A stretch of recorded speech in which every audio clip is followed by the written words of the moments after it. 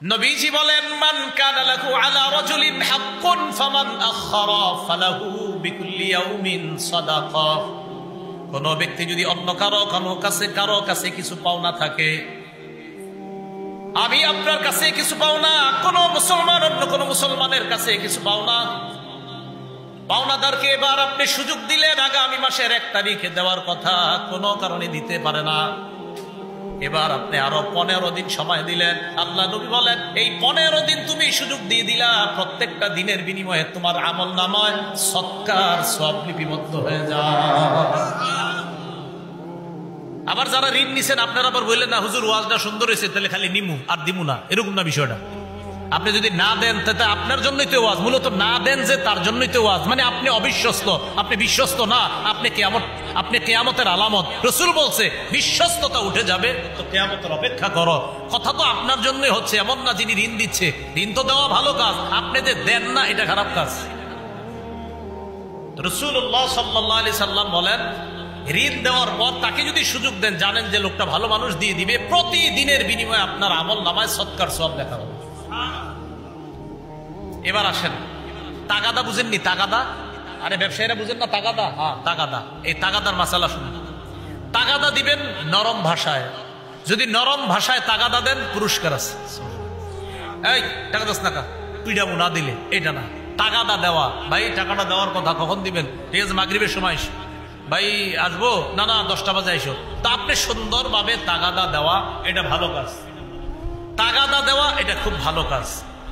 রাসূলুল্লাহ সাল্লাল্লাহু আলাইহি সাল্লামের সাহাবী জাবির ইবনে আব্দুল্লাহ বর্ণনা, আন জাবির ইবনে আব্দুল্লাহ রাদিয়াল্লাহু তাআলা আনহু قال قال رسول الله সাল্লাল্লাহু আলাইহি ওয়াসাল্লাম, নবীজি বলেন, রাহিমাল্লাহু রাজুলান সামহা, ওই ব্যক্তির উপর আল্লাহ দয়া করেন যে ব্যক্তি সহজ সরল, সহজতা অবলম্বন করেন, যে ব্যক্তি নম্রতা অবলম্বন করেন, যে ব্যক্তি উদারতা অবলম্বন করেন। কোন ব্যক্তি ব্যবসা করে, ব্যবসার ক্ষেত্রে তিনি উদার। কোন ব্যক্তি ক্রয় করে, সেখানেও তিনি উদার। তিনি আরেকজনকে তার পাওনার জন্য তাগাদা দেয়, এটাও নরম ভাষায় দেয়। নবী বলেন, যে ব্যবসা করে নরম ভাষায়, যে কিনে নরম ভাষায়, যে পাওনাদারকে তাগাদা দেয় নরম ভাষায়, তার উপর যেন আল্লাহ দয়া করে, আমি নবী দোয়া করে গেলাম। তাহলে তাগাদা এটাও একটু নরম ভাষায় দিব আমরা। রাসূলুল্লাহ সাল্লাল্লাহু আলাইহি সাল্লামের সাহাবী আব্দুল্লাহ ইবনে আব্বাসের বর্ণনা, আন আব্দুল্লাহ ইবনে আব্বাস রাদিয়াল্লাহু তাআলা আনহুমা قال قال رسول الله সাল্লাল্লাহু আলাইহি ওয়াসাল্লাম, নবীজি বলেন, ইমসাহ ইউমসাহ আলাইক, আল্লাহ রাসূল বলেন, তুমি উদারতা অবলম্বন করো, ইউমসাহ আলাইক, তোমার প্রতি উদারতা প্রদর্শন করা হবে। তুমি যদি উদার হও, তোমার প্রতিও উদারতা অবলম্বন করা হবে, তোমার প্রতিও দয়া করা হবে। তুমি যদি নরম ভাষী হও, তোমার প্রতিও রবের পক্ষ থেকে নরম আচরণ করা হবে। রাসূলের সাহাবী আবু সাঈদ খুদরি রাদিয়াল্লাহু তাআলা আনহুর বর্ণনা, عن أبي سعيد الخدري رضي الله تعالى عنه قال قال رسول الله صلى الله عليه وسلم, নবীজি বলেন, আফজালুল মুমিনিনা রাজুলুন সামহুল বাই' সামহুল শিরা সামহুল কাযা সামহুল ইকতিযা। নবীজি বলেন, আফজালুল মুমিনিন, শ্রেষ্ঠ মুমিন ওই ব্যক্তি, সামহুল বাই'i, যে ব্যবসা করে নরম ভাষায়, সামহুল শিরা, যে কোনো কিছু কিনে নরম ভাষায়। অনেক ব্যবসায়ীদের চেহারা দেখলেও আপনার কিছু কিনতে মন যাবে না, এরকম আছে ব্যবসা, নরম ভাষায় ব্যবসা, নরম ভাষায় আবার কিনে। আবার অনেক ক্রেতা আছে, চেহারা দেখলে বেচতেও মন চায়।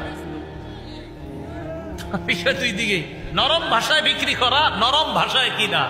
সামহুল কাযা, আবার নরম ভাষায় অন্যের টাকাটা দিয়ে দেওয়া, মানে অন্যের টাকা দেওয়ার ক্ষেত্রে, পরিশোধ করার ক্ষেত্রেও নরম নীতি অবলম্বন করে, মানে সুন্দরভাবে আরেকজনের টাকাটা দেয়। 4 নম্বর, ওয়াসামহুল ইখতিজা, আরেকজনকে যখন টাকা দেয়, টাকা দেওয়ার সময় এটাও নরম ভাষায় দেয়। তাহলে ব্যবসা করে নরম ভাষায়, কিনেও আপনার খুব নম্রতা অবলম্বন করে, আবার যখন টাকা আদায় করে এটাও সুন্দরভাবে আদায় করে দেয়। আবার যখন কারো কাছে টাকা পাওনা, এই পাওনার তাগাদাটাও সুন্দরভাবে দেয়। রাসূল বলেন, আমি ঘোষণা করে দিলাম, এই ব্যক্তি পৃথিবীর শ্রেষ্ঠ মুমিন। তাহলে দেখেন, কুটুমপুরের ব্যবসায়ী শ্রেষ্ঠ মুমিন হওয়ার সুবর্ণ সুযোগ। ব্যবসায়ীরা শ্রেষ্ঠ মুমিন হওয়ার সুবর্ণ সুযোগ, কারণ একজন ব্যবসায়ীর মধ্যেই গুণগুলা পাওয়া যাবে সহজ। ইয়াসসারাল্লাহু আলাইহি ফিদ দুনিয়া ওয়াল আখিরা, আল্লাহ ওই ব্যক্তির সাথে দুনিয়া আখিরাতে সহজ আচরণ করবে। ওয়ামান সাতারা মুসলিমান সাতারাল্লাহু ফিদ দুনিয়া ওয়াল আখিরা, কোন ব্যক্তি যদি কোন মুসলমানের দোষ গোপন করে, আল্লাহ পাক রব্বুল আলামিন দুনিয়া আখিরাতে তার দোষ গোপন করেছে। ওয়াল্লাহু ফি আউনিল আবদি মা কানাল আবদু ফি আউনি আখি, আল্লাহ পাক রব্বুল আলামিন কোন বান্দাকে ততক্ষণ সাহায্য করে, ওই বান্দা যতক্ষণ অন্য কারো সহযোগিতা করে, কোন ব্যক্তি অন্য কারো যতক্ষণ পর্যন্ত সাহায্য করবে, আল্লাহ ততক্ষণ তাকে সাহায্য করবে। তাহলে পরোপকার করা এটা ভালো কাজ, ঋণ দেওয়া অবশ্যই ভালো কাজ। ঋণ যিনি নিবেন, যার পেরেশানি দূর হবে, তিনিও সময় মতো ঋণ আদায় করে দেওয়া, উভয়টা প্রশংসার কাজ। আব্দুল্লাহ ইবনে ওমর রাদিয়াল্লাহু তাআলা আনহুমার বর্ণনা, হাদিসের কিতাব তাবরানী শরীফ,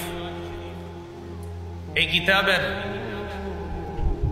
3070 নম্বর হাদিসের বর্ণনা, 3870 নম্বর হাদিসের বর্ণনা। এই হাদিসের মধ্যে আসছে قال رسول الله صلى الله عليه وسلم, রাসূলুল্লাহ সাল্লাল্লাহু আলাইহি ওয়াসাল্লাম বলেন, ইন্না লিল্লাহি খালকা খালাকাহুমুল্লাহু লিহাওয়াইজিন নাস, আল্লাহর কিছু সৃষ্টি আছে যাদেরকে আল্লাহ সৃষ্টি করছে মানুষের প্রয়োজন পুরা করার জন্য। আল্লাহর কিছু সৃষ্টি আছে যাদেরকে আল্লাহ বানাইছে মানুষকে সহযোগিতা করার জন্য। দেখবেন অনেক মানুষ আছে মাশাআল্লাহ, অন্যের সব সময় সহযোগিতা করে।